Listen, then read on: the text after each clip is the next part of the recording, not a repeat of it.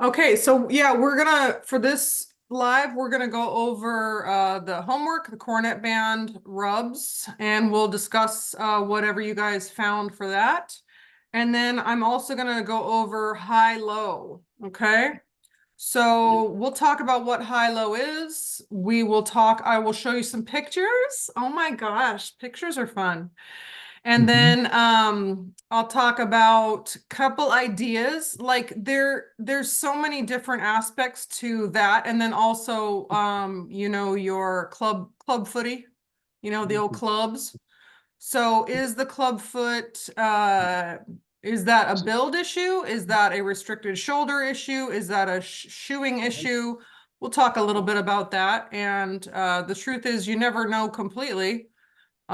So you don't want to be too arrogant about it, but I do like to approach things in a way that promotes just like logical thinking. So I'm going to show you, I have my little Chester. My little Chester is a high-low. So I'm going to show you what my opinion on it, and I'll love some feedback from you guys on that, but I'm gonna do an experiment. So he's one big experiment, right? So we have figured out that his muscle soreness was because of uh, some toxicity in heavy metals. So two main heavy metals, one of them causes neurotic behavior, which he has neurotic behavior. And when I was talking to the doctor, he said, horses just don't kick people, right?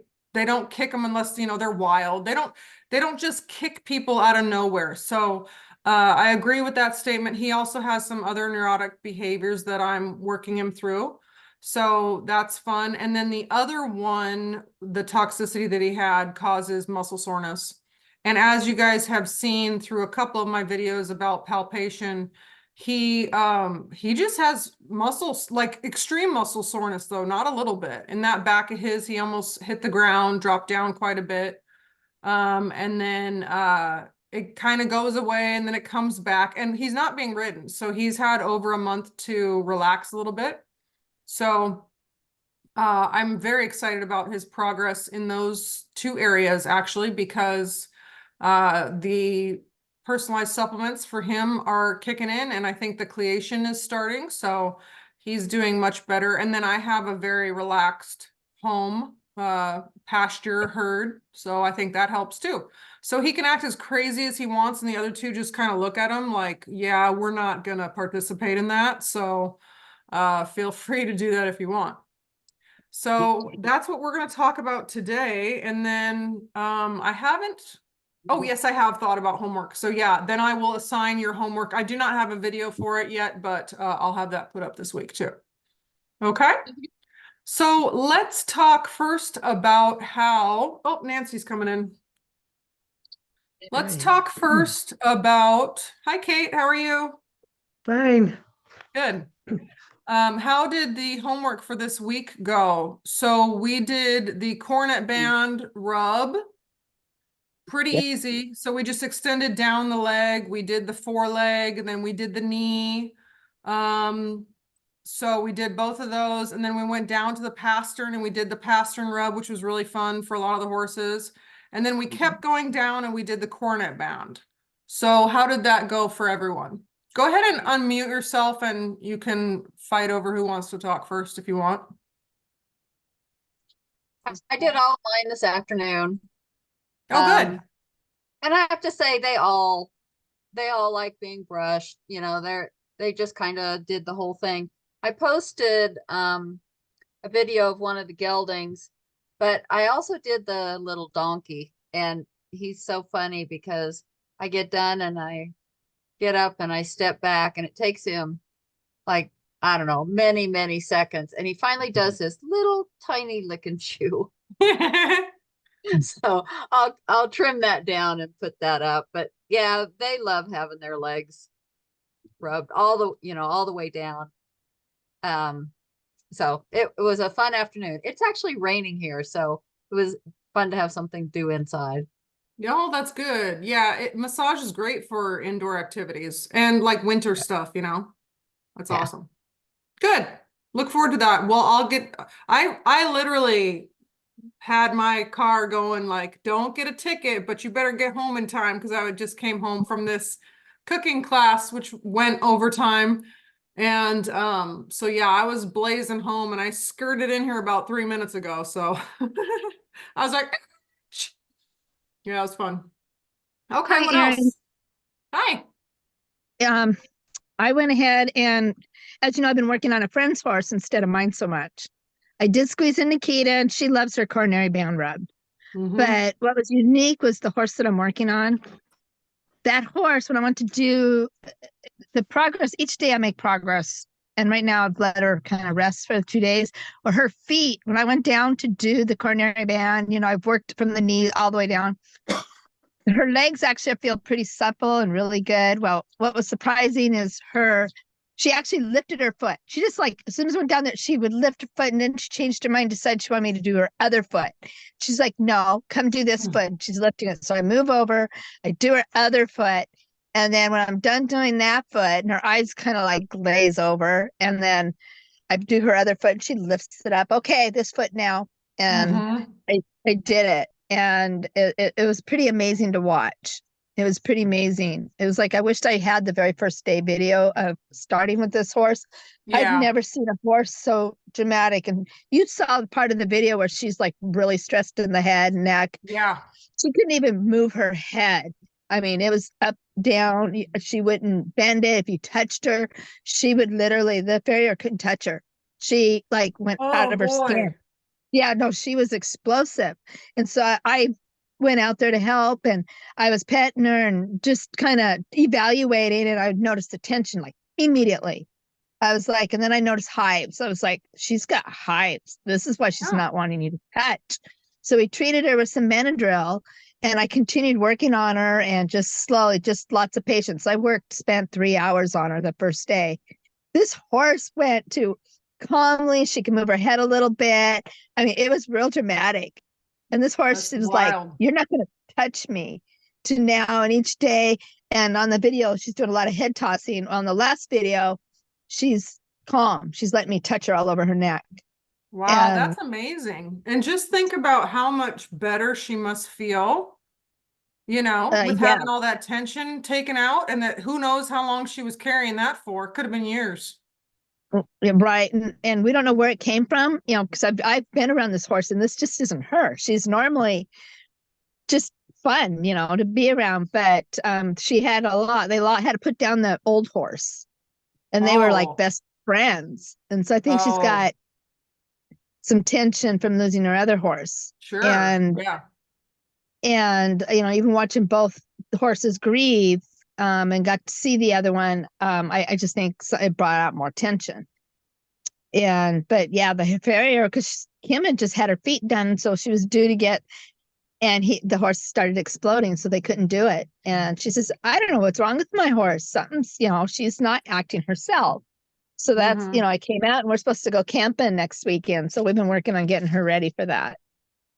Good. That sounds awesome. That's why I just love bodywork so much, you know? I love it. I just Isn't love it everything amazing? it Because is. what's the vet gonna do when the vet comes out? I mean, it's going to be crazy. It's going to be expensive. There's going to be tests done. There's going to be blood work probably, or it might maybe x-rays or some random medication. And all of those things have a place, and that's fantastic. And we're lucky to have the stuff that we have in vet care, but let's get the tension out of it first and see what's left Yeah. over. And if you have the ability to get tension out of your horse, man, that shows a lot clearer picture to your vet if they do still have to come out. So that's fantastic.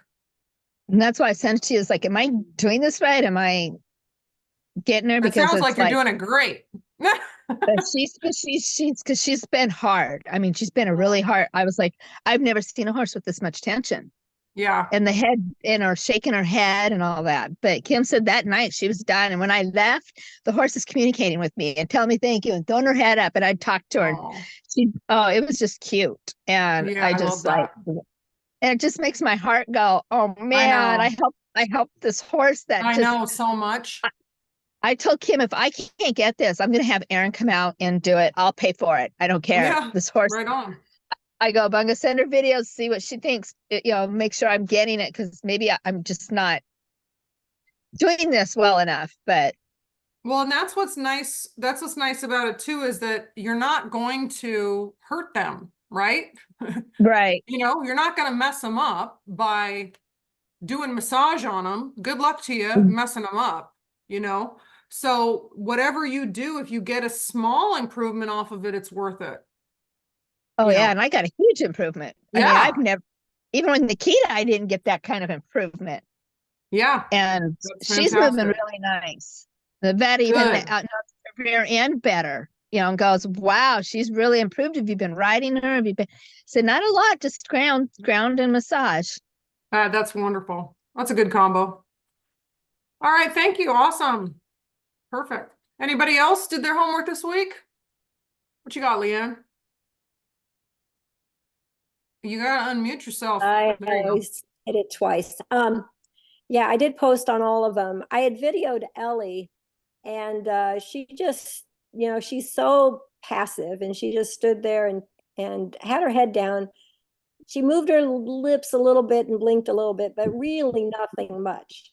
So I get done and I did video it, but I left the camera on her. Nothing, nothing, nothing. Okay, turn the camera off, started putting stuff away. I turn around and she's yawning and she's chewing. And I gotta I talk to think that horse. it's like 5 minutes at least before. So I didn't post that video because really it's her just standing there pretty Yeah. much doing nothing. Yeah. But I did post a short one on Buckaroo's front hoofs and Mystic Knight's front hoofs. And Buckaroo, on the first one, he kind of investigated a bit. And then on the second one, he actually did a couple yawns and did some releases. And the flies were starting to bother him. And I knew he wasn't going to stand still much longer. So I just stopped then. But then I went ahead and brought Mystic Knight over and decided to go ahead and try to video her. And she's still, she turned 4 this week. So happy birthday, Oh. Mystic Knight. Yeah. But she's still just, it's not that what I'm doing bothers her, and it's not what I'm doing gives her really big releases, but she's still just fidgety. She doesn't really stand still much, but she's still much better. I remember when she was younger, I do her for 30 seconds and she'd walk off. So Yeah. she is better, but she's still fidgety. And she didn't do much releases other than investigating. She really didn't do any big releases. And then Adobe, we had a rainy day, and we did his front hooves, trimmed them. And after that, I went ahead and did all 4 of his. And I don't know if he's still introverted. He doesn't do big releases either. But literally he just stood there and I think he went to sleep. He just you've been messing with my feet and now you're just massaging him. I'm just zoning out, So Yeah, for I'm him, gonna it go to was bed just now. a relaxation. Yeah, I'm just sleeping. So he just zoned out. But I know he likes it. It doesn't bother him. He just is I'm just content for you to do whatever. So so Buckaroo gave the most, which is typical of him. Buckaroo always has big releases, and he also is the one who's most expressive in his releases. And Mystic Knight, she doesn't seem to carry a lot of tension yet. She's young and she does a lot of her own stretching and her own things. So Oh, that's smart. yeah. So So with I think Mystic Knight, because she's young, so here's some advice for people with young horses and also people with extremely extroverted horses. Make sure you're moving faster with them. well, that might be, yeah. Yeah, so they don't do good with real slow, quiet movements unless that's exactly what they need. So with Okay. younger horses, I try to be more active, more vibrant. I kind of move around more. And then also the extroverted horses, I kind of move around the body faster. And then when I find a spot where they get really quiet, I stay there for a while. But once they start getting fidgety again, I move on and I go do something else, then I come back. So those are just That's a couple probably, things you could try. yeah. And she is very extroverted. So it's probably, Oh, okay. Yeah, so try that. That might help. Just move around more. make it a little more interesting. And Yeah. then with Adobe, for those of you who don't know about Adobe, he's a very, very big horse, very dense, very bulky. So I know that I could get some tension out of him, but with him, it's going to be like deep pounding, deep percussion. And obviously we're not going to do that on the legs or cornet band.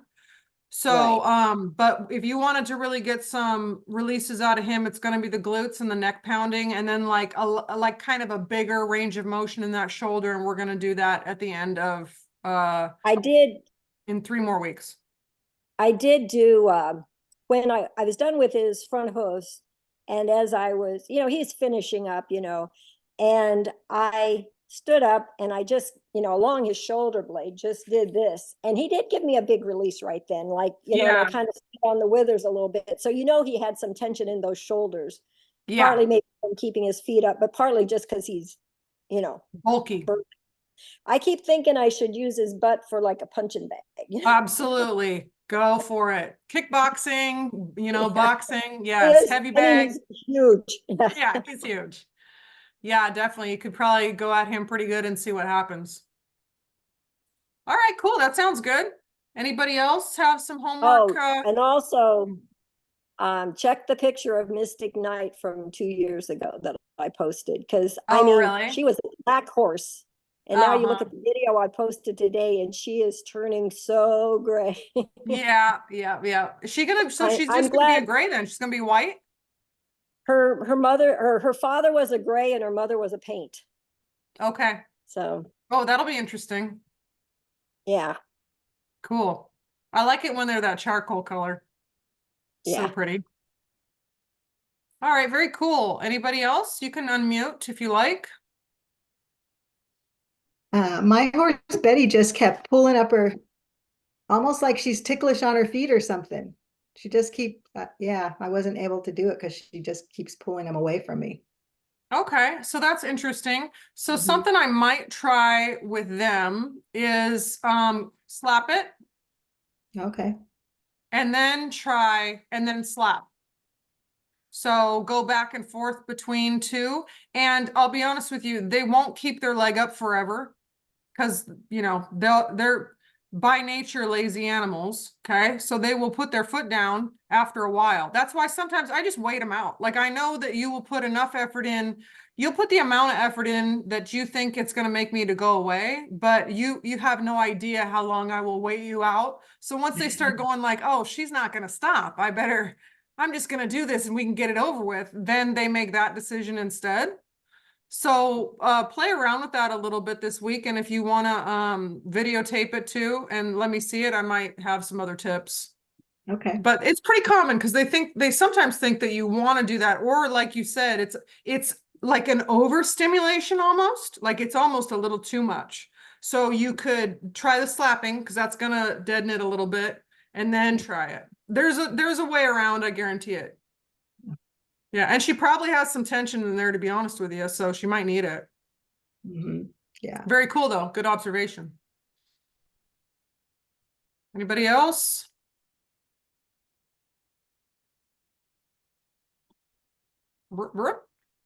Okay. All right, well, shall we talk about high-low?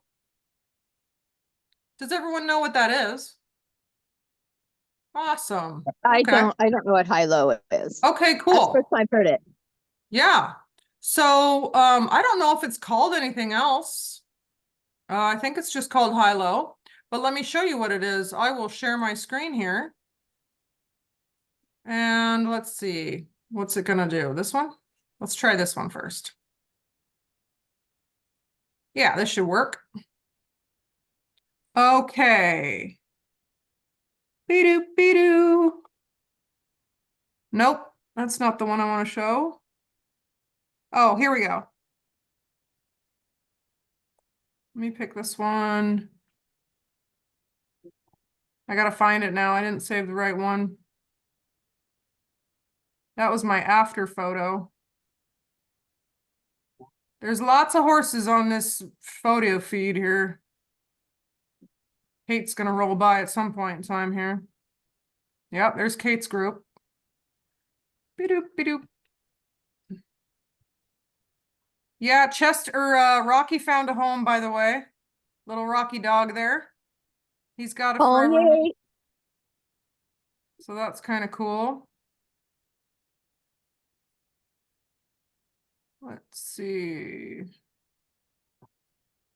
Chester. Do you miss him? Not after they sent me the photos of him sleeping with the other dog on the same bed. I was like, okay, that's cute. And I'm still babysitting the other ones I have.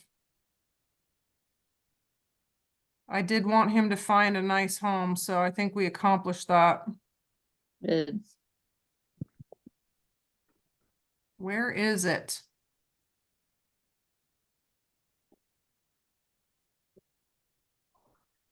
Oh, it's going to be up with these. Hold on.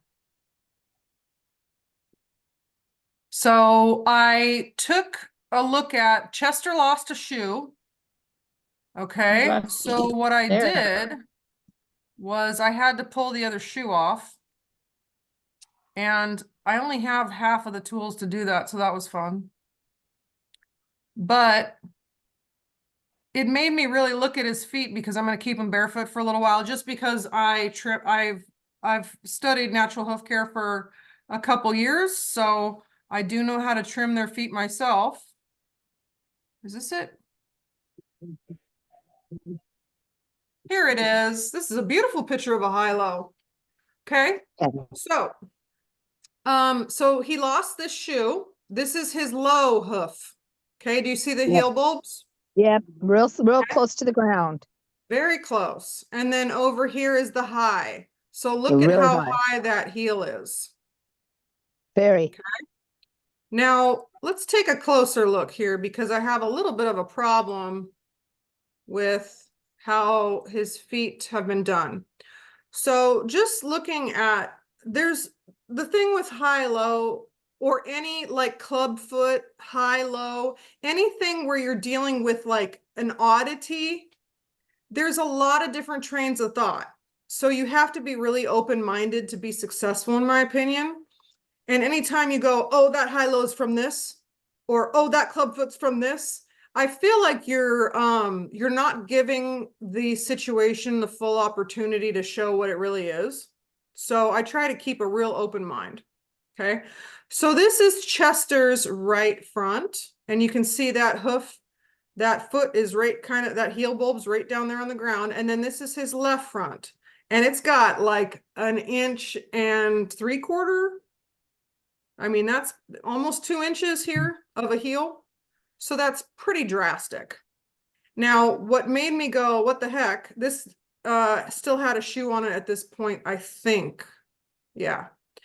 Is this part of the hoof from here down almost looks like it was at the correct angle. And then this point from here up looks like it's the part that's growing out funky. Okay. So the first 1 inch of this seems like it's almost getting to be a club foot, but this angle here isn't too bad.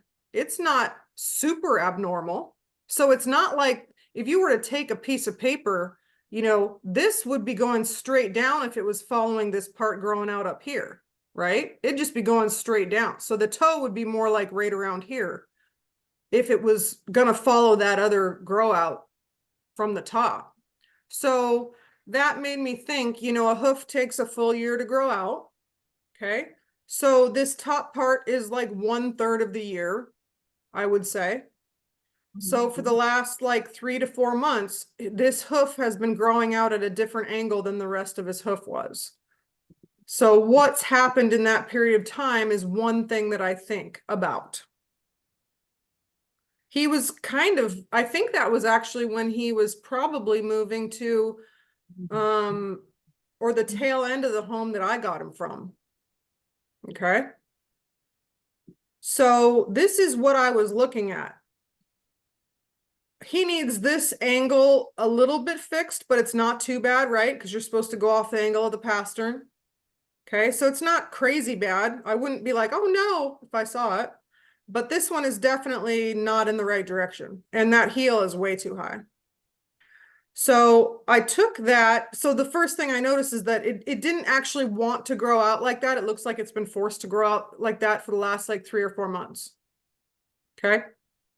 So I took that shoe off of this foot. This one still had the shoe on it.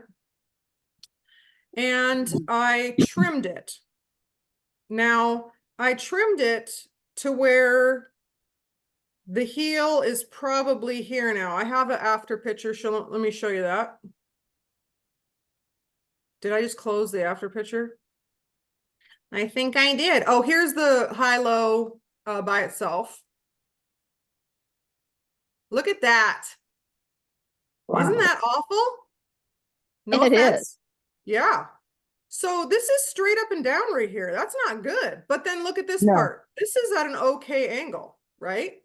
Right. So you can almost like take a piece of paper, and obviously I can't do it, but you can take a piece of paper and that other hoof looks okay. But then if you take it and you do it in this direction for the top part, it's going straight down. Okay, so that's the high. And look at how big that heel is. There's no reason for that heel to be like that. Okay, and then let me show you the low. This was the one where it lost the shoe. Okay, so you can see that this angle isn't great, right? It's too much. And I'll show you the afters and what I did. But this is right down there on the ground. And then he has some kind of ridges here that I'm keeping an eye on. He has a nice straight line here though, so that's good. But this was probably 5 days after he lost the shoe. So it didn't just happen. It took me a little while to get out there and pull the other shoe off. Okay. So that is a pretty big difference in their feet. Isn't that It's that huge. wild? Look at that. Those are both front feet. This almost looks like a mule foot. Okay. So that is your high-low. Now, let's talk a little bit about it. Okay. So high-low, people think a lot of things. They think it's a shoulder issue. Same with club foot. They think that these are things I've heard, that for some reason it's more common in Arabians. I've heard that. I don't have statistics on that, but that's what I've heard. And they say that it's more common in Arabians because their necks are shorter and their legs are longer. I don't know if I believe that. You know, so when they're eating, they got the one foot and they can't quite reach the ground. That's what I've been told. That's one of the things I've heard, at least. And then people also say, oh, that's the angle that the bone is in their hoof and there's nothing you can do about it. Okay. So I have not found that to be true, except in cases like my Georgia Peach. When I got her, she had one foot that was more clubby than the other. Okay. So after me working with her for over a year, they became a lot more similar in angle, but one of the feet is actually smaller and more has a more oval shape to it, and the other one is circular and a little bit bigger. So those are different feet. Okay, and I cannot adjust that and make those correct. That's not because she stands a certain way. That's not because her shoulder's tight on one side. That's a genetic difference in the shape of her foot. Okay, because one of them is significantly smaller by, I think it's a quarter of an inch in width, because I have boots for her because she's barefoot, but I use boots. So the boots are different sizes, which is great that they have different sizes like that. Okay, so there's a lot of different ideas, and I don't know if you guys have heard other ideas also. Those are the main ones that I've heard. But with Chester, when I noticed that the hoof didn't didn't grow out like that his whole life. It's just been recent. I started thinking, okay, that's not right then. He shouldn't have it like that. Okay. So let me show you another thing that I noticed with Chester. And you never quite know what the situation is. Okay, so those are the two high-low. Let's look at, there's my husband on the roof of the church. Let's see. Where's the other photos? Here we go. Okay. Okay, so let me show you a couple photos and I want you to tell me what you notice about his stance. All right, so I'm going to show you 1, 2, 3, 4 photos. 4 photos. Here's one. Okay, so check out his stance. His Oh, it left looks like front he is had wider. he had both shoes on with this one. Okay, so this one has a shoe. He's, So that he's looks like spreading a his pretty- legs wider. Yeah, he's got them spread out. But this one looks like an okay angle at this with the shoe on. Okay. So let's see, there's one photo. Let's look at this photo. And this is him right here. Okay. And then this is him.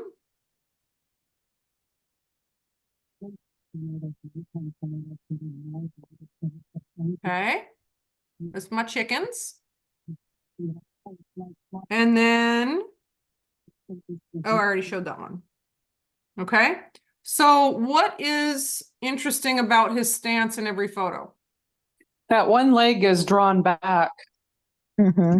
Yep. Yeah, which one? The one that's the club foot. Yeah, I'm not, the high. I shouldn't call it club foot, but the one with the longer. Yeah, with the hoof. high. Definitely. Yeah. So let's look. I got a closer up here. This one is not as dramatic, right? So Mhm. Right. let's look at this one. So Very this is dramatic. the low heel, Mhm. and this one is the high heel. It looks So- abnormal. Huh? He Looks looks like he's just abnormal. got one leg longer than the other. Yeah, that's what it looks like, but they're not. So he's pretty much doing this the whole time. Mhm. So think about what's that doing to his shoulders and body. Okay. It's going to go all the way up that leg. Yeah. So let me show you. Don't show this to your husband, Wanda. Let me show you his feet after. So when you're dealing with something like this, you cannot be too dramatic or drastic, or you can really mess them up. Oh, so here's another one. Look at this photo. So look at how he's eating. Here, this is what some people will talk about. Come on, pull it up. There we go. So look at that. So Mhm. this is the low and this is the high. And this stance promotes this one being low and this one being high. Because if the high heel was forward and the low heel was back, it'd be really uncomfortable. Okay? Yeah, it would. So think It about would. that. Yeah, it would. Let me find that other photo here. Okay, so I'll show you my after photo. Now, when you're trimming a horse like this, you have to be really careful because you can't be like, I'm gonna fix it in one turn. Here we go, folks, giddy up, because you're gonna lame your horse up, right? And you're gonna put a lot of tension on those ligaments going up their leg. Okay, so if he was, this is his after photo, and I need to take a little more off this, but like I said, I wasn't gonna do too much. So I took a fair amount off this heel, and look at this heel still. Mhm. It's still pretty high.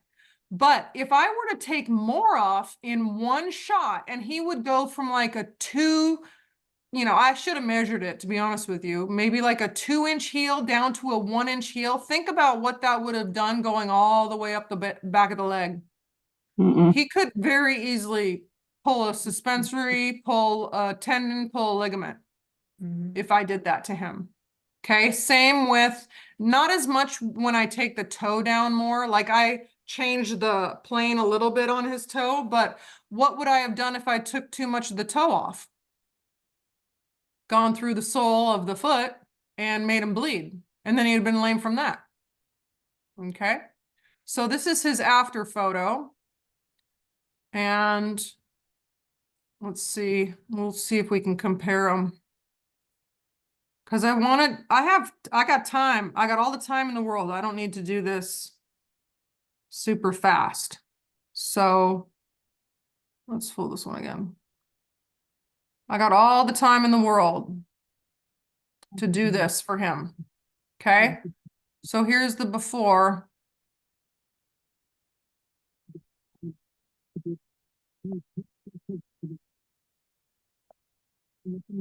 Okay.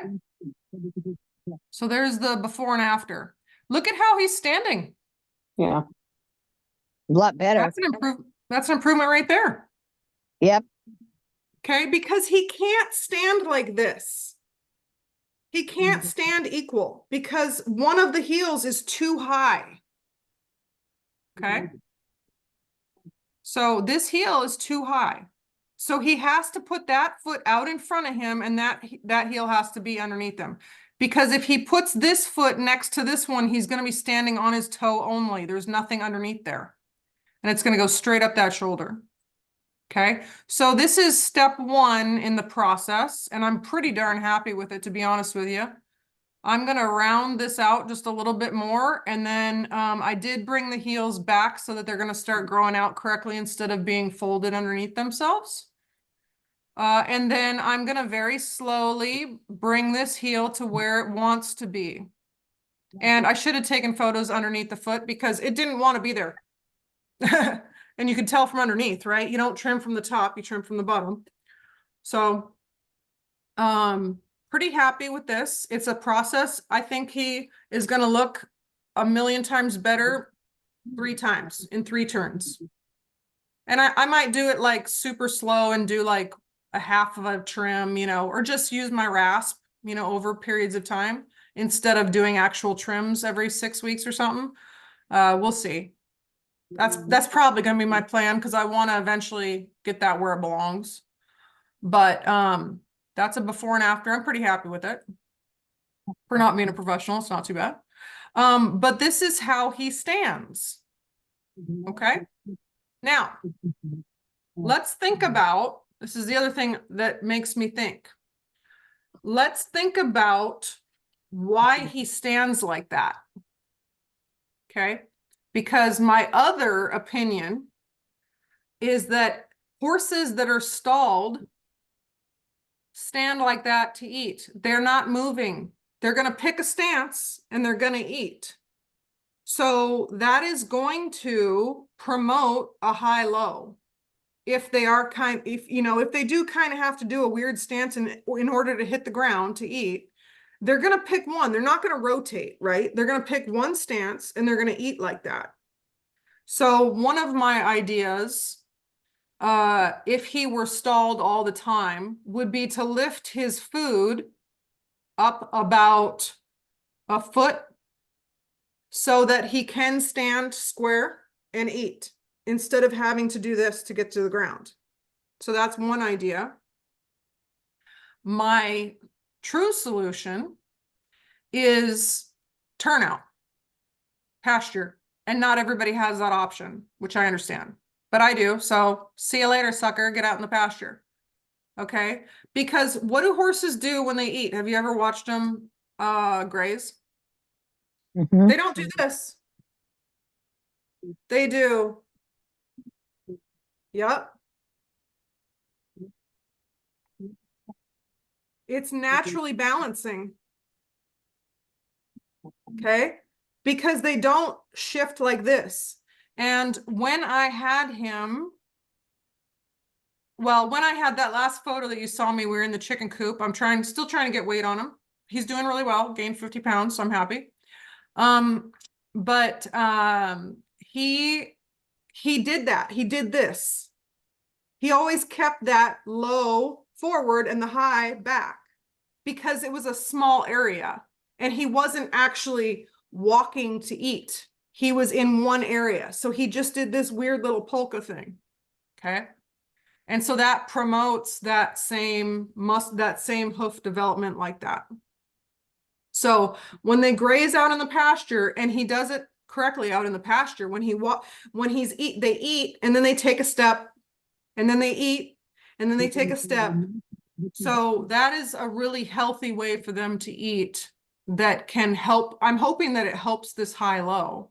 And I'm looking forward to getting that hoof back where it belongs, because I personally think his feet are probably exactly the same. I don't actually think he has a high-low. We'll see. And I don't ever push my luck, and I like to have people check my work. So we will see. I'll send some photos off to some people and see what their opinion is on it. But that's one thing that I think he's set up for success at my house, because he has he's not stalled. And I get it that some people have to stall. I'm not giving that a hard time. But stalled horses, in my opinion, have more issues. They're not meant to be in stalls. They're meant to kind of walk around. So anytime you do that, there's just going to be more issues. They get less blood flow, right, through the body. They don't graze properly, right? And then some people are using hay nets, which my personal opinion, I don't like them. I don't like them. I think it causes problems. I totally get that people have to use them because our little horses are piglets, right? And if you don't, they're going to founder, get too fat and stuff. So I totally get it. But always looking for solutions for them, right? We had the slow feeders for a while. And then they started having teeth problems because they're little piglets and they were biting at the, there's like, we can't win, right? So, we're always trying to find the best solution for them. So the other thing that I want to talk about is the muscles. So let me see, did I delete that? Let me look for it first before I start any plans here. Any Actually- questions on that? Well, I thought that was really interesting because honestly, I never heard of it before. I do Mhm. trim my horses.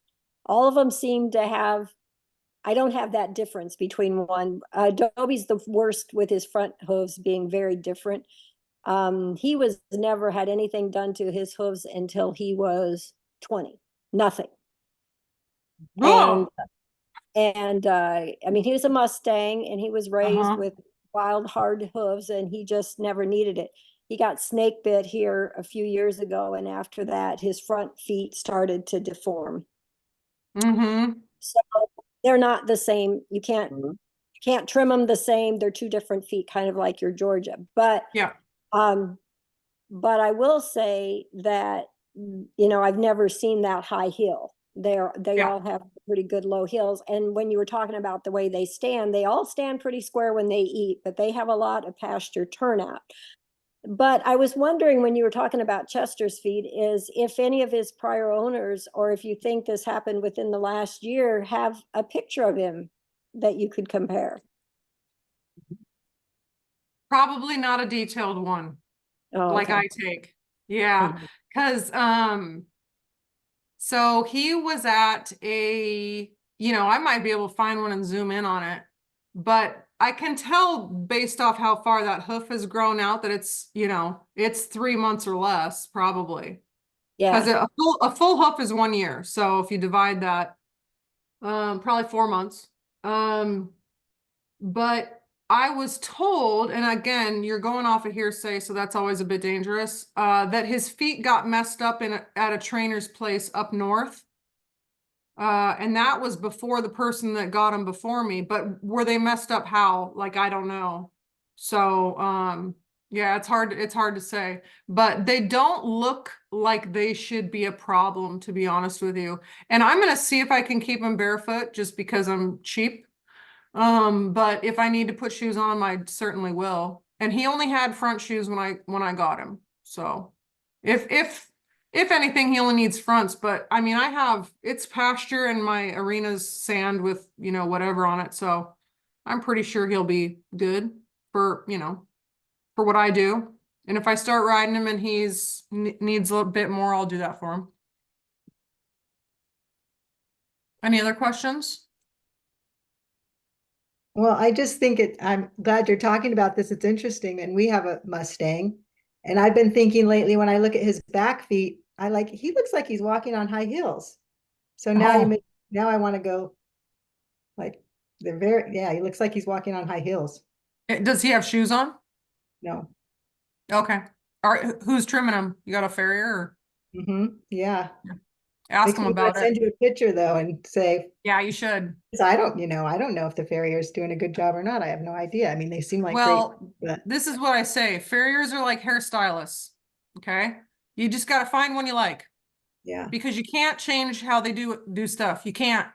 I mean, I was doing like asymmetrical vertical, inverted bobs with my hair. I mean, you guys saw I had like a shaved head on the side at one point. I can't go into a hairstylist and say, I need this shaved and then I need asymmetrical inverted bob. Because if they don't know how to do it or it's not what they do, they can't do it. They can Yeah. say they can do it and then I walk out with a funky looking haircut. Okay. So if they're gonna, and like, same with farriers that keep the toe square and some keep it round. It's the same thing. If they like to round the toe off and do a round shoe, they have their reasons and that's how they're going to do it. And even if you tell them like, I need a square toe on this horse, a lot of them, it still comes out round somehow. I don't know how that happens, Yeah. So, just find one that you like and that you can trust. And, they are few and far between. So that's why I did that farrier, keeping winning your farrier's heart, because when you find a good one, you better treat them nice because that's a tough job. I just Mhm. trim and I'm in a full sweat. Yeah. It's tough. So yeah, if you have a good one, definitely. But there should be some like lineups, like you should be able to look at Chester's foot and go like, well, the hoof doesn't want to grow out that way because the bottom part is going this way and then the top part's going this way. That's not how it's supposed to go. And it should line up with the angle of the pastern. Okay, so it should look like a really beautiful line going down. But you know, horses' feet are not easy and it takes a level of expertise. And so the more questions you can ask, if your farrier is open to that, that's fantastic. All right, but you can send me photos. I got opinion on everything. Definitely. Yeah. Mhm. Well, do you want to say anything more about your opinion on hay nets? Because Well, so my opinion is, and I know that like 80% of my clients use them. I totally understand why you have to use them because if you don't, in some situations, your horse will overeat and they will colic and then they die. So there's that. But I think that repetitive movement, and I see some of my clients, man, they do the same movement over and over and over and over the whole time they're eating out of those. And you can't tell me that doing the same movement like this 80 times, 3 times a day is going to be okay. It's not going to be. So it's going to cause physical issues in their body. Horses are naturally meant to roam out in a field and eat like what we were talking about, like this. So, if you can avoid them, cool. If you can't, I get it. But it's the same repetitive movement and it can be really detrimental. And there's quite a few studies on it now, but it went from, we had those slow feeder boxes, right, with the metal grate. Everybody kind of got away from those because like some people's like horses would get their halter stuck in them and then bust things up. And then they started seeing a lot of teeth issues because the teeth were knocking on the metal. So then they were like, well, shoot, we can't do that. So now we're doing hay bags. And then the foot was getting caught in the hay bag on the ground, right? And then they were having problems. So now we got to hang the hay bags. And now it's like, oh, it's causing issues in the neck because they keep doing the same repetitive movement. So I think we should all just take a good hour and a half every day and sprinkle food out for our horses throughout the pasture so they naturally do it. I actually have some clients that are pretty extreme. Yeah. But yeah, everything seems to have a negative, so you have to just do the best you can. But if you notice that your horse is doing like a really like I have one client that I was watching him with his hay bag and he was like taking it and ripping it up, just ripping it. And I was like, oh gosh, oh, it's not good. But they're in a very confined area and they're, you know, if you gave them full food, they would get too fat. So it's tough, or they'd eat too fast, right? And then they don't have anything in their stomach throughout the day. Yeah, Pluses and minuses. yeah, thank you. Yeah. Anything else? You got So me. how do gonna you feed, have to Aaron? Take pictures of all my horses' hooves. And stand there Yeah. to watch, see how they eat out of their hay nets, because they It's don't get, interesting when you, yeah, it's interesting when you pay attention. Yeah, definitely. What'd you say, Kate? I was wondering, how do you feed your horses then, if you don't use a hay net? Well, How- my little fatties are out to pasture, which is Mhm, great. So then in the, and I keep them pasture 24/7, mhm, except when Georgia gets too fat, then she has to come in. So I feed on the ground in bins. mhm, And I have like 4 bins set out, but I only have 3 horses. So mhm. they rotate. Do, do, do, do, do, do. Right. And I don't put them, I feed in the morning and at night. And Mhm. so they have like substance, like their alfalfa or Timothy or whatever I'm feeding in morning and night. And then during the day, they go out and nibble on whatever they want to. Right. I love it. I think it's really ideal for my horses. Some horses can't do that because they Right. get too fat. They can't do well, it. they Yeah, get- so you really have to be very specific with whatever horse is in front of you. Like with Chester today, you saw that I had him in the chicken coop. Okay. The nerd won't stand in there by himself. So I have to stand out there like twiddling on my phone, which I got a lot of stuff to do, so that's not ideal. But I would like him to gain some of his weight from food like that instead of me putting, you know, alfalfa in him. So I stood out there for 30 minutes with him and had him eat. But what would be nice is if I could turn my 2 fatties in there with him and that would calm him down, but I can't because then they're gonna have laminitis and founder. So Right. you really have to play the game is what it is. And I think if you ask 10 different equestrians how to feed a horse, you're gonna get 10 different answers. So That's all? yeah. Gotta get 12. Yeah. Well, in this case, yeah, probably 40 more like. So I don't Yeah. mess with the food game too much because you can't even get professionals to agree on that stuff. So just do what works for you and your horse. Yeah. All right, let me show you guys this last photo. I can't even remember what photo was I was going to show you, but I'll find it.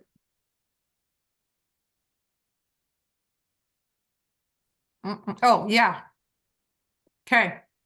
Let's talk about this for a moment because I want to talk about high-low and the effect that, whoa, what's going on here? The effect that it's going to have on your horse's body. Okay. So this is the superficial muscle chart. Okay. So if you have one, this is a beautiful looking hoof, isn't that? Isn't that a nice, beautiful fake hoof? I like it. Okay. So if you have a horse like this and one of the shoulders, one of the heels, okay, is higher, forcing that leg to come back here, and the other foot is lower, forcing that foot to come forward. Let's talk about the muscles that are affected by both. Okay. So if this leg right here is forced to be back here more because the heel is too high, what is that stretching out? The biceps. Yep. Bicep is the main one. I would think you might get some stretching and tension in the pectoral as well. Yep. In the front, in the ascending, or sorry, the descending. I get those wrong every time I say them. Descending. And then obviously just your extensors on the one, you know, the one that's Yeah. back. Yes. So And the then they- extensors here in the front, if this leg has to be back all the time, these are going to be loose. That's going to go up into the bicep. And then it's going to go to the pectoral a little bit. And it's also going to affect this brachiocephalicus right? Because this sucker Yeah. attaches down here. Mhm. So if you have this leg back and the rest of these are pulled, that's gonna go all the way up the neck and then hit the pole. Wow.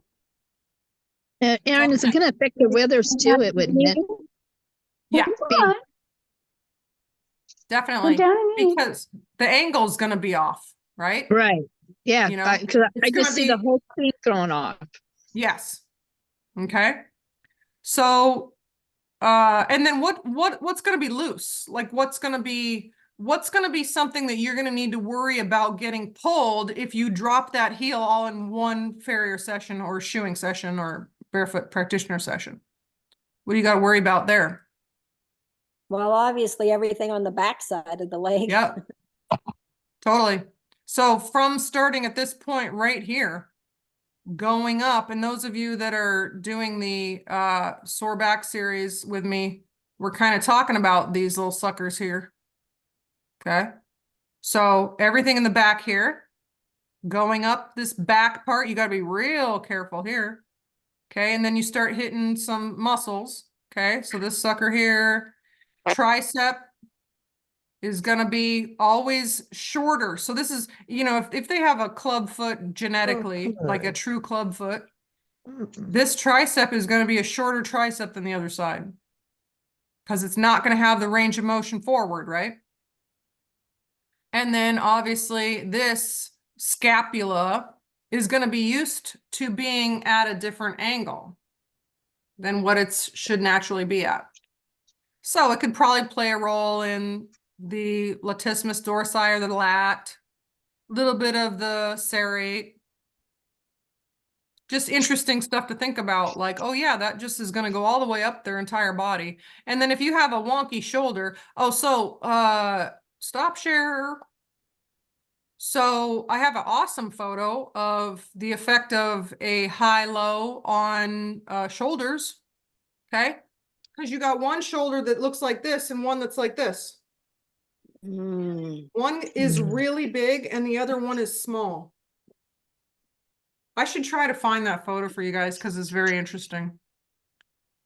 But that's another thing you're going to see. If you look directly, it's real fun to stand behind the horse and look straight forward and just see what's off, you know, because one shoulder is going to be round and bulbous, and then the other one's going to be flatter. So the bulbous one is the one that's always kind of cocked forward like that with the high. It's generally going to be the high because that shoulder is pushed forward and up, right? I should look on, I didn't even look on Chester. Ooh, I'm gonna do that. Okay. All right, so let's go back and look at, let's pretend that now this foot is the one that is low. Okay, so it needs to be, nope, it needs to be forward in order for him to stand comfortably. So if this foot is forward, okay, it's going to stretch everything on the back all the way up. The triceps are going to be longer, right? This is probably going to be uncomfortable here. And then if this is forward, the biceps are going to be tighter and shorter. So when you go to bring that leg back and stretch it, it's going to stretch this area right here. And then in turn, it's going to stretch this area. And then in turn, it's going to go up to that hole.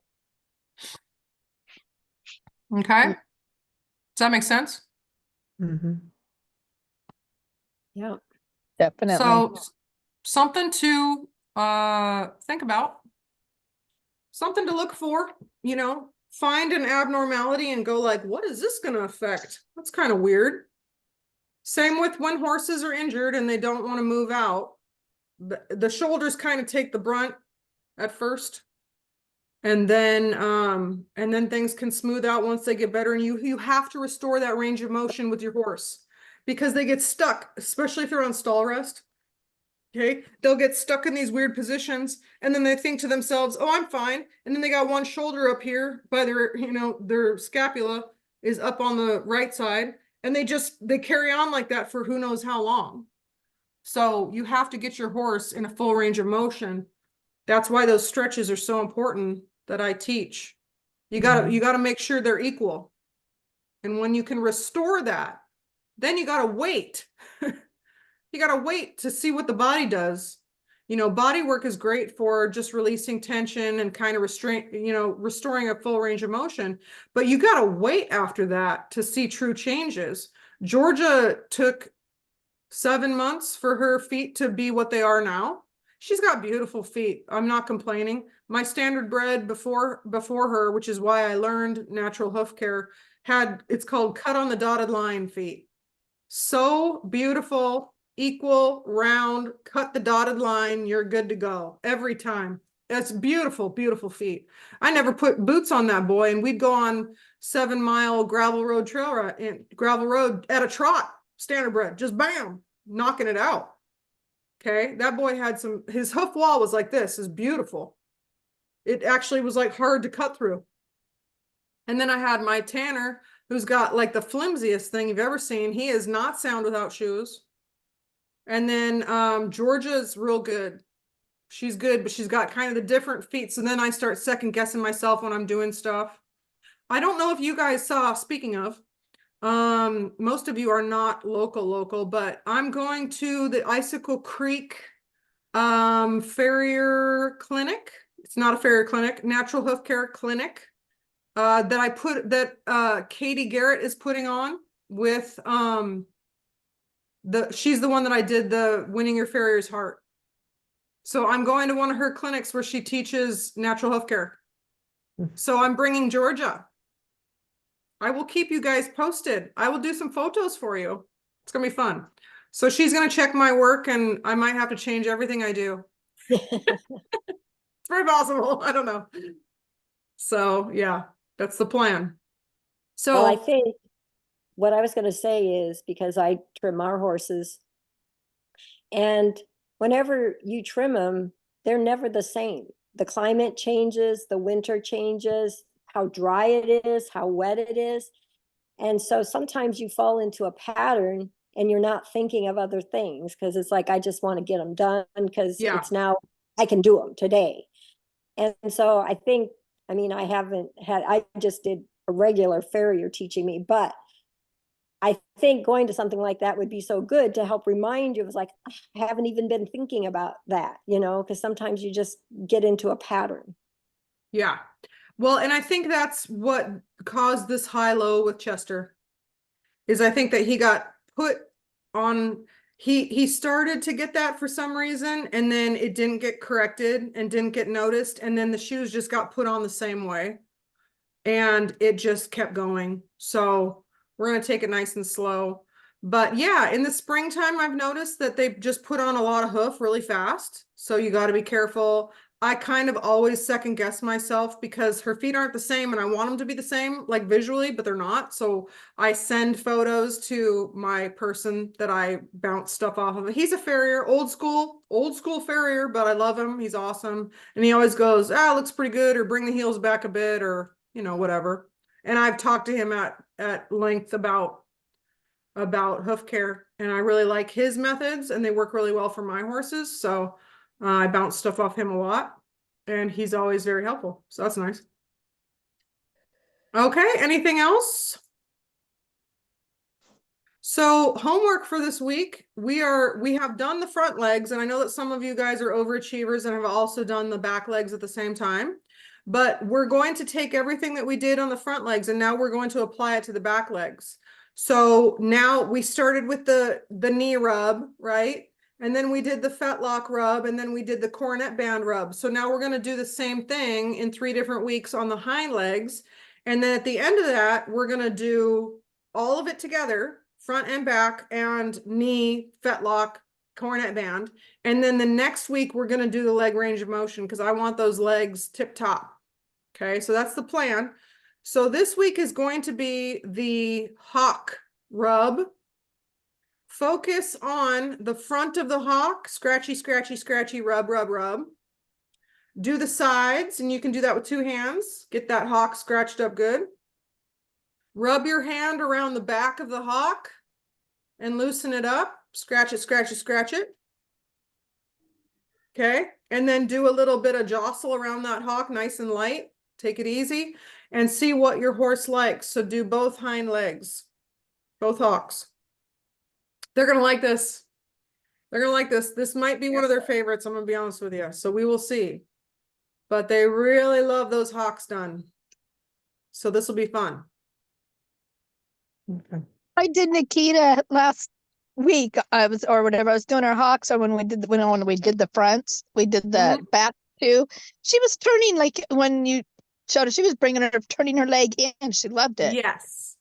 Yes. So if you try and get a photo of it if you can, but if you get them going like this or like this when you're doing it, they love it. Uh-huh. And try to find the exact spot, because generally it's like a really small spot. And if you just itch it, they go, oh, that's perfect. It's really fun. Okay.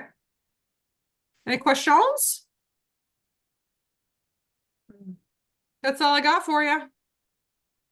Thank you. Pam, did you get Thank all you. your barn chores done? Yeah. Good job. She's double tag team in her time. She's got a live Zoom and she's fed the horses. She's good. I wouldn't have any way to get any coverage in the barn. I'm I know. isolated to the house. I know. I would love to be out there doing some lives with you guys, because then I could show you. Oh, the kitty's there too. Then I could show you on on a horse while we're talking about it. But it's so patchy, it would just be like So I got enough technical issues. I don't need to be dealing with something like that. Okay. So there you have an assignment. You are free to go. And I look forward to hearing from you about your week. Have a Okay. good week. Thanks, too. Erin. See ya. Bye. Bye. Yeah. Thank you.